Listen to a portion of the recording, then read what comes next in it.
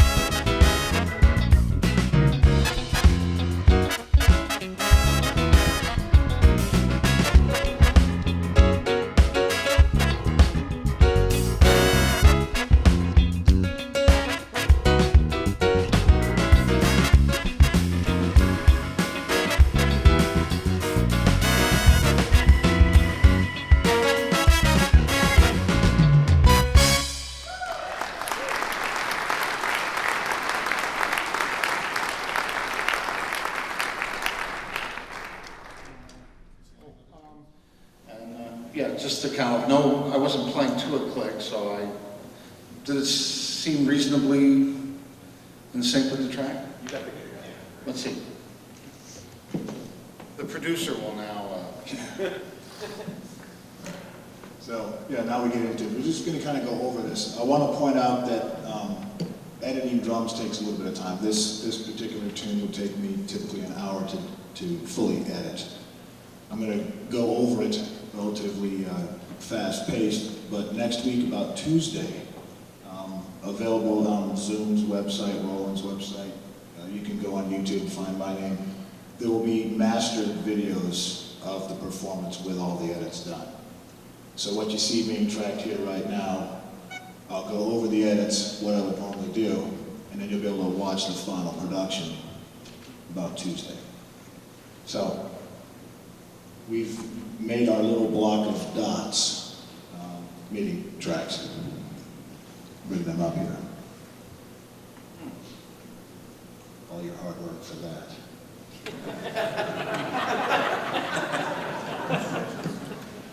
Kind of looks like a Gregorian chant. So what you're looking at is basically a grid. And this is within the pop music world and within movies, everything is done to a grid. Everything's got to line up with not only the music, but film and special effects if you're on tour, everything. So you have lines running straight up and down, and then you have the dots. So you can see, basically, there's a fill into bar 3. Across the top gives you the bar line. And then, as you zoom in a little bit closer, you can actually see the placement of where he actually hit that beat with the different things. Close. This is what I was talking about brutally honest. But you don't want it to be perfect. That's a machine, anyone can do that. This is the relationship to all these little dots that are not perfectly straight up and down. That is basically what the groove looks like on a grid. So, yes, overall it's pretty tight. So what we're going to be doing for the edits, and this ought to be interesting because I'm kind of curious what you did here. As you roll through, you can see, you can select a dot, and it'll tell you what the note is. Snare, obviously, but then you see this little blue one below it. Barely a bass drum. That was basically probably a vibration of some sort, or stage rumble going into the bass drum. It's not an essential note. So part of the editing is going through this entire tune and getting rid of the non-important little diddled notes. Now you don't want to set the kit up to where you remove them at the kit because then you start losing the important stuff. So first editing process is to go through the kit, and we call it cleaning it up. Just getting rid of the extra little things. Which is why I'll do that over the weekend. You can just watch the video, because getting rid of these little blue dots will take a little while.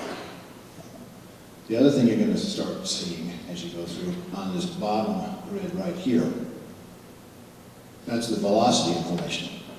So if in the heat of the moment, Pete hits that little cymbal off to the side and it spikes out and it's a little bit too loud, you can just come in here and make the arrangement.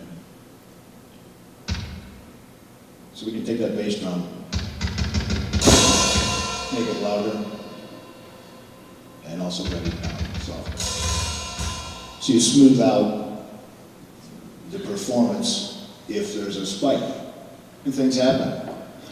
And then our favorite, the hi-hats. The slicker you are, sometimes the hi-hats aren't exactly, they are chunks of rubber. And they're very nice chunks of rubber. Thank you, Tim Rube, as well. But there's one more component to the hi-hats. It's not just a dot with a velocity. There's controller information. So the difference in how open the hi-hat is shows up in a numeric value of 0 to 127. And that shows up down in this last section at the bottom. So over here, this is basically an open hi-hat. So if the hi-hat didn't quite close when it was supposed to, or didn't quite open when it was supposed to, you can fix that in the control information. And I think it would be opportune to remind everyone, of course, that with the Roland TD20X, or likewise with the Yamaha or different systems, the built-in. But there's one more component to the hi-hats. It's not just a dot with a velocity. There's controller information. So the difference in how open the hi-hat is shows up in a numeric value of 0 to 127. And that shows up down in this last section at the bottom. So over here, this is basically an open hi-hat. So if the hi-hat didn't quite close when it was supposed to, or didn't quite open when it was supposed to, you can fix that in the control information. And I think it would be opportune to remind everyone, of course, that with the Roland TD20X, or likewise with the Yamaha or different systems, the built-in sounds that accompany those are all finely optimized and tuned for that specific instrument. So some of these anomalies that we're talking about don't occur when you take these out of the box.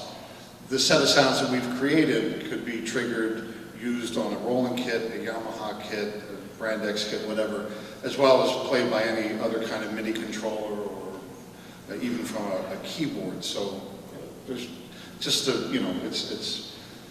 that's why these rubber things are, they're a little bit different from Zildjian hi-hats. They sound like sections. Wonder why. And we're also on a stage that's kind of wobbling around. There's subwoofers. I mean, your environment can sometimes generate some of this extra little information. So it's real simple in terms of what you're going to do when you edit. You're going to remove the notes that don't belong, maybe the bounces, the diddles, the ghosts that don't belong. And you're going to pay attention to the velocities, in case one jumped out. And I always run a pass and solo the hi-hat just to make sure that the open and close variation is in what he is actually intended to do. So you see this zoom camera out front, that's actually to help me know exactly what he had intended, because I can see what his foot's doing. So it makes it a lot easier. So there's like those three passes, and then we start doing mixing. Now, I'm curious, and maybe you're going to get to this, but let's say we wanted to quantize, because that's oftentimes for composers or whatever users of MIDI technology, we enter something in, we perform it, and then we want to have the computer take care of a lot of these editing chores, either the filtering or the moving around. So we would quantize something, and then I guess we could A/B that, correct? Yeah. Short answer is yes. You can do this. Give me 1 second. Okay, we're going to take this 2-bar phrase right here and loop it.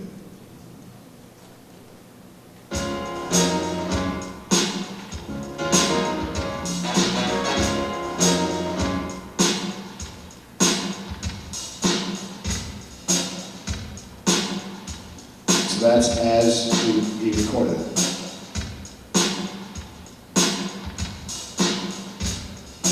Now, before we quantize,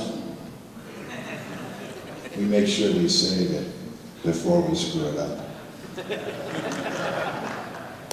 And I want to point out that quantizing is it's a very important part of pop music. You're going to see that like a Timberlake or Timbaland kind of a production that's going to be right on the grid, but they also don't hiring us.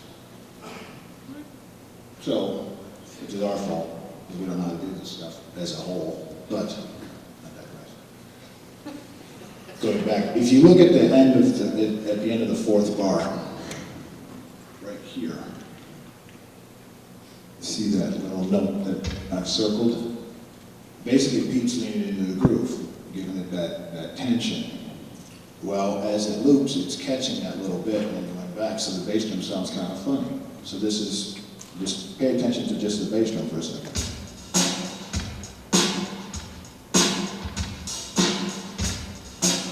Little flam. So, what I'm going to do is just kind of take this note here and get it out of the way so it doesn't affect with the rest of our stuff. Bring up the quantizer, set up.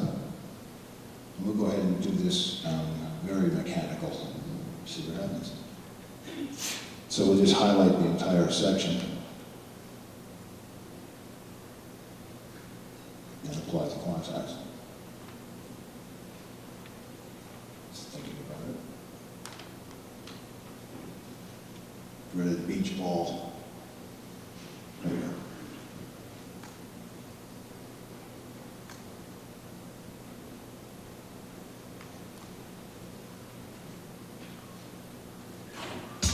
Here we go.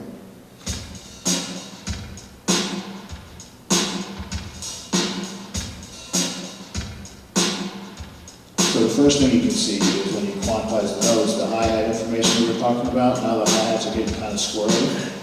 So the next thing I have to do is go in and straighten out the lines.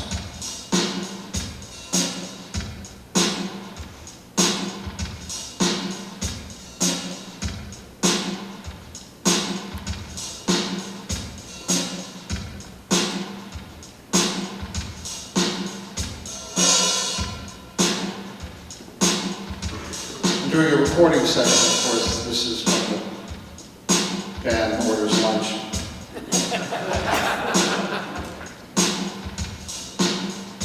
So now the beginning, first part of that bar, the hi-hats aren't just kind of walking along the pipe again.